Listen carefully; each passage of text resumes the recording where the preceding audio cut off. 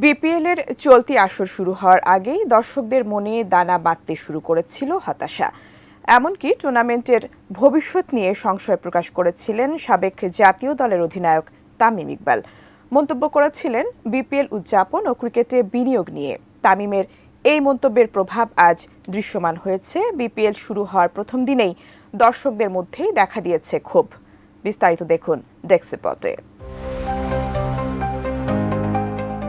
শেরেবাংলা স্টেডিয়ামে highlighting cricket match বা সাধারণ লিগ ম্যাচ যেটাই হোক, দর্শকদের উপচে পড়া ভিড়ে টিকিট সংকট বা টিকিট না পাওয়ার ক্ষোভ দর্শকদের মাঝে নতুন কিছু নয়। তবে এবার বিপিএল এর উদ্বোধনী ম্যাচের টিকিট সরবরাহ করা ব্যাংক শাখায় টিকিট না পেয়ে বিক্ষুব্ধ হয়ে পড়ে ক্রিকেট প্রেমীরা।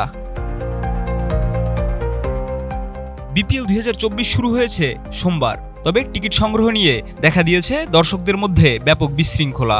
রবিবার বিকাল থেকে স্টেডিয়ামের টিকিট নিয়ে শুরু হয় নানা সমস্যা, যা সোমবার আরও তীব্র আকার ধারণ করে। শেরেবাংলা স্টেডিয়ামে বিপিএল এর প্রথম ম্যাচ শুরুর আগে টিকিট না পেয়ে দর্শকেরা ক্ষুব্ধ হয়ে ওঠেন এবং স্টেডিয়ামের 2 নম্বর গেট ভাঙচুর করেন। শুধু তাই নয়, খুলনা টাইগার্সের অধিনায়ক মেহেদী হাসান মিরাজের ব্যক্তিগত গাড়িও আটকে দেন তারা। এতে এক পর্যায়ে টিম বাসগুলোর মাঠে প্রবেশ করতে বাধা সৃষ্টি হয়। Double million offer Walton fridge কিনে পেতে পারেন 20 লক্ষ টাকা, রয়েছে কোটি কোটি টাকার নিশ্চিত উপহার।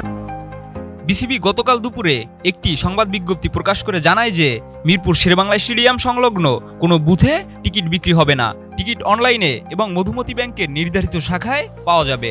তবে মধুমতি ব্যাংকের শাখায় টিকিট না পাওয়ায় দর্শকদের মধ্যে ক্ষোভ আরও বেড়ে যায়। দর্শকের মুখ ফিরে নিয়ে যাচ্ছেন শুধুমাত্র টিকিটের কারণেই। আমরা সকাল থেকে অপেক্ষা করতে আমরা কোনো টিকিটই পাই না ভাইয়া। দর্শকদের বিক্ষোভের কারণে 2 নম্বর গেট ভাঙার পর আজ টিম বাসগুলো 4 নম্বর গেট দিয়ে স্টেডিয়ামে প্রবেশ করে। পরিস্থিতি নিয়ন্ত্রণ করতে পুলিশকেও ব্যবস্থা নিতে হয়।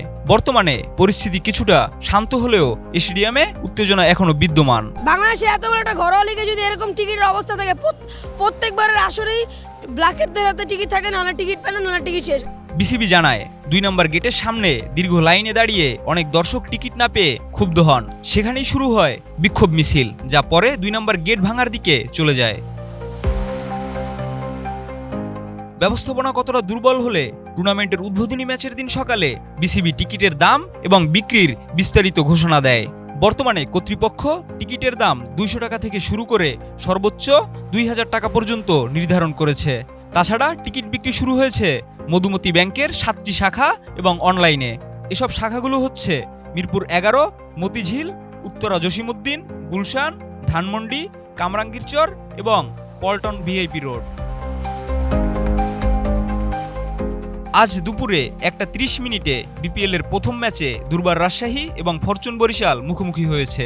এরপর সন্ধ্যা 6:30টায় মাঠে নামবে রংপুর রাইডার্স ও ঢাকা ক্যাপিটালস।